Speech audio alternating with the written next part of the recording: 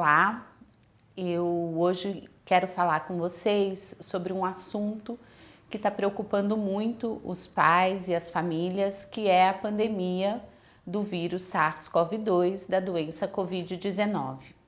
E eu quero falar sobre como essa doença incide na população pediátrica, nas crianças. A gente sabe, e hoje a gente pode ver que a gente já tem 1 ano e 2 meses de pandemia. E durante esse ano e 2 meses a gente pôde aprender muitas coisas com o vírus, com o comportamento social e com as medidas que a gente pode fazer para se prevenir da doença. E é isso que eu quero conversar com vocês hoje. O vírus SARS-CoV-2, ele é um vírus da família coronavírus e a gente já conhece esse vírus há muito tempo. Já chegamos a presenciar 2 pandemias por vírus dessa mesma família, que foi o SARS-CoV-1 e o MERS. E o ano passado, no final de 2019 para 2020, esse vírus ele ganha uma mutação e ele passa a ser chamado de SARS-CoV-2 e começa a ter casos de pneumonia grave em todo o mundo. E a gente fica de frente a uma doença altamente transmissível, com alto índice de mortalidade. E como que acontece essa doença na população pediátrica? Surpreendentemente, a gente começa a ver que eu tenho um número muito grande de casos nos adultos, mas a incidência na população pediátrica ela não é tão grande. E a hora que a gente começa a aprender sobre esse vírus, a gente vê que o receptor que esse vírus utiliza para entrar dentro da célula, na população pediátrica, ele é menos expressivo e pode ser uma das razões que a doença não seja tão incidente nessa população. Além da imaturidade, a falta de expressão desse receptor, a gente sabe que as nossas crianças, elas têm várias infecções por outros vírus respiratórios. E talvez esses outros vírus respiratórios, eles façam um tipo de competição e acabam ficando mais prevalentes que o SARS-CoV-2, e isso também pode ser um motivo porque essa doença é menos incidente na pediatria. Além desses 2 motivos, a gente tem vários outros que podem ser colocados em questão, como o fato da criança ela não sair tanto de casa, tanto para trabalho quanto para viagem, então ter menos contato com pessoas infectadas do que os adultos. Então isso também pode ser um fator protetor para essas crianças. O fato é que realmente a doença ela é menos incidente na pediatria, mas ela incide também. E a gente precisa saber quais os sintomas mais prevalentes para estar identificando precocemente a doença e instituindo um tratamento mais precoce.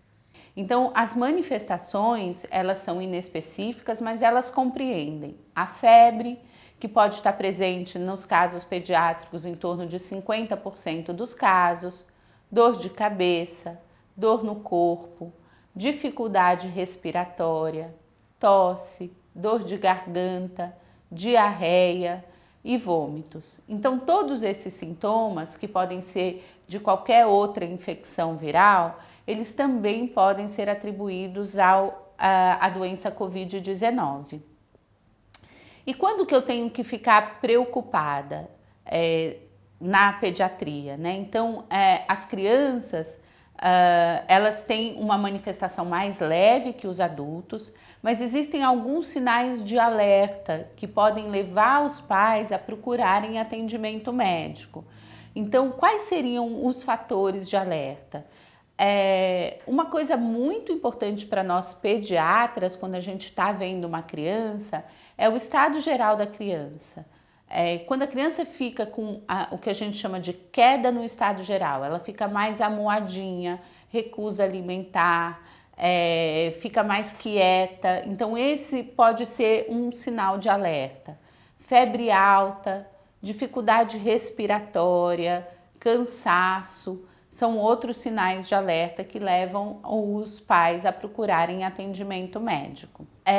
Uma outra pergunta muito frequente é: será que a criança ela desenvolve infecção grave?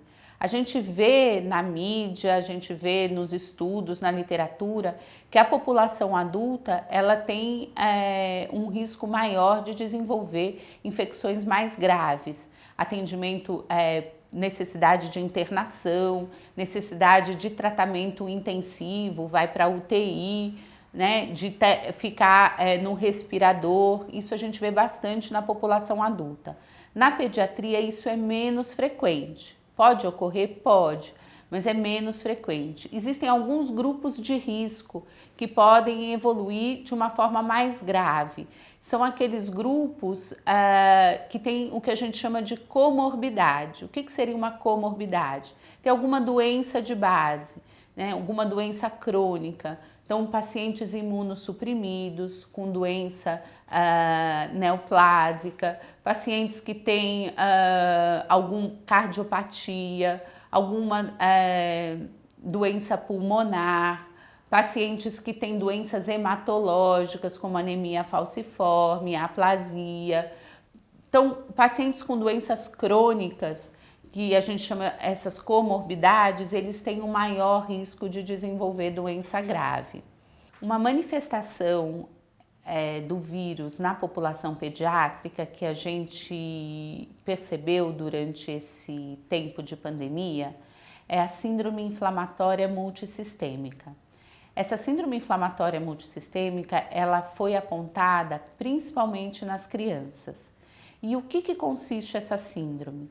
Na verdade, ela consiste em várias alterações do organismo que compreende febre, alteração cardíaca, alteração renal, alteração pulmonar, alteração de coagulação de marcadores sanguíneos e biomarcadores inflamatórios. Ela está presente mais na população pediátrica e ela é muito semelhante à síndrome de Kawasaki, que é uma doença reumatológica, inflamatória. E como que começou a surgir essa síndrome inflamatória multissistêmica relacionada ao Covid? Começou-se a perceber um aumento das crianças com sintomas muito parecidos à doença de Kawasaki. E ao realizar a sorologia dessas crianças, foi observado que elas tinham tido contato com o vírus SARS-CoV-2 e que provavelmente esse vírus tenha desencadeado essa síndrome inflamatória multissistêmica. A síndrome inflamatória multissistêmica é uma condição grave na população pediátrica. Existem 2 trabalhos brasileiros que mostraram a incidência dessa síndrome na pediatria.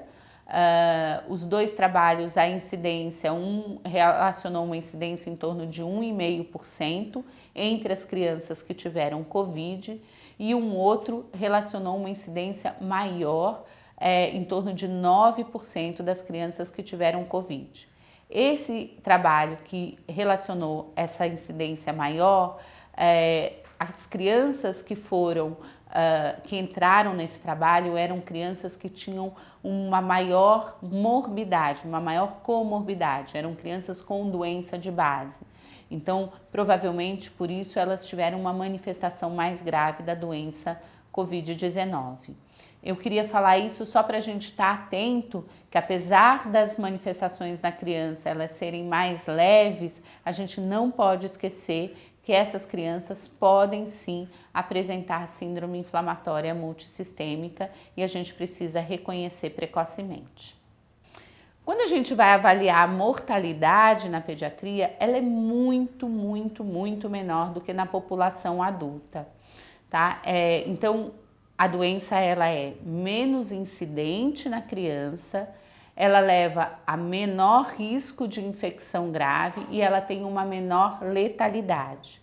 É claro que nesse grupo de risco a gente fica mais atento, porque pode ter uma maior internação e uma maior gravidade. Uma outra pergunta que a gente sempre tem é em relação ao tratamento. Quando a gente começou a entender essa doença, muitas opções terapêuticas apareceram, principalmente na mídia. Hoje, a gente sabe que não existe ainda um tratamento efetivo contra o vírus. Existem alguns antivirais que na pediatria a gente ainda não tem a liberação, mas que mostraram ser efetivos. É um antiviral que foi estudado com uma boa efetividade na população adulta, mas ainda não tem a liberação na pediatria. E existem alguns trabalhos que falam muito de anti-inflamatórios, como o corticoide, que poderia diminuir a inflamação causada pelo vírus e ajudar na recuperação. Mas a gente ainda não tem um tratamento eficaz contra a doença. O que a gente tem? Hoje o que a gente tem é saber como a gente pode se prevenir da doença. E eu acho que durante esse ano, nesse 1 ano e 2 meses aí de aprendizado, a gente aprendeu a se defender. A gente às vezes esquece, mas a gente aprendeu. E como que a gente pode se defender? Pensando no modo de transmissão do vírus. O vírus ele se transmite por via respiratória, que é o principal mecanismo de transmissão, e ele se transmite por o que a gente chama de fômites. O que seriam os fômites? É o contato com objetos contaminados, com superfície contaminada, com outra pessoa contaminada, o contato físico, porque você põe a mão nesses objetos contaminados e você leva a mão em mucosa, ou no olho, ou no nariz, ou na boca. E aí você leva o vírus para dentro do organismo. E como que a gente faz para se prevenir? Em primeiro lugar, o distanciamento social. Então a gente sabe que o vírus ele consegue, quando a gente está falando, ele acaba atingindo em torno de 1 metro, 1,5 metro. E quando a gente grita, ou quando a gente está, então quando a gente fala de sair num show, ou você está cantando uma música e você está gritando, o vírus ele pode atingir distâncias maiores até do que 2 metros. Então o que a gente pede? Distanciamento social. Quanto de distanciamento? Pelo menos 1,5 metro. Utilização de máscara de proteção. Utilização correta das máscaras. Tem que cobrir o nariz e a boca, né? E você tem que usar a máscara o tempo todo. A gente vê muito, é ruim usar máscara, incomoda, coça o nariz, né? É ruim. E a gente vê muito as pessoas que estão usando máscara e vão falar, baixa a máscara, fala e volta a máscara de novo. Então não tem sentido, tá? Então tem que usar a máscara cobrindo o nariz e a boca. E o álcool gel. O tempo todo, toca a superfície, utilizar o álcool gel. Então essas 3 medidas a gente consegue se prevenir do vírus. E a vacina? A vacina, a gente ganhou uma arma contra o vírus, que é a vacina. A gente tem disponível hoje a vacina aqui no Brasil. Está se vacinando a população adulta. Começou-se com o profissional da linha de frente, agora a gente está vendo os grupos de risco. A vacina é uma arma contra o vírus, mas ela não substitui todos esses mecanismos de proteção. A vacina ela previne contra as formas graves da doença, mas ela não previne você de se infectar e de ter formas leves e de transmitir o vírus. Então, mesmo os indivíduos vacinados, eles têm que continuar se protegendo e protegendo aos outros. E a vacina para pediatria, a vacina para as nossas crianças. O que a gente sabe é que os estudos de segurança e eficácia ainda estão sendo desenvolvidos. A vacina, a gente tem que pensar que enquanto a gente não vacinar a população adulta como um todo, principalmente todos os grupos de risco, não tem sentido a gente pensar em vacinar a criança, uma vez que a gente falou aqui durante esses minutos que a criança ela tem um menor risco de se infectar e um menor risco de ter formas graves de doença. Então a gente precisa primeiro vacinar toda a população adulta, a população de maior risco, para depois chegar na pediatria. Eu acredito que esse ano ainda vai ser muito difícil a gente iniciar a vacinação na pediatria, mas se a gente conseguir terminar de vacinar a população adulta esse ano, talvez a gente tenha uma chance de vacinar as crianças no próximo ano. Eu acho que era isso que eu tinha para conversar do vírus SARS-CoV-2. Eu peço para todos continuarem com todas as medidas de proteção em casa e na rua.